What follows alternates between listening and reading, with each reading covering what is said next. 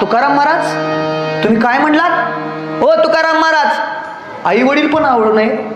अहो मुलाचं आद्य कर्तव्य आहे आई वडिलांच्या वरती प्रेम करणं, बरोबर आहे का नाही?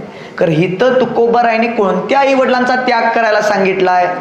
जे आई वडील भगवान परमात्म्याच्या सेवेला नामचिंतनाला आडवं येतील त्या आई वडिलांचा काय करावा?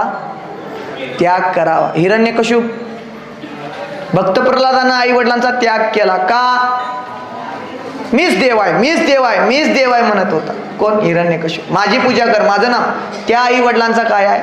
जे भजनाला जाऊ नकोस, भजन करणाऱ्याच्या नादाला बी लागू नकोस, अशा आई वडील आपल्या मुलांना ज्ञान देतात ना. शास्त्रकार म्हणतात, तुकाराम महाराज म्हणतात, ना आवडे जनधन माता पिता. एवढं लक्षात ठेवा. त्या आई वडिलांचा आम्हाला धिक्कार आहे. ते आई वडील सुद्धा आम्हाला आवडत नाही, तेवढं लक्षात ठेवा. असं तुकोबाराय सांगताय.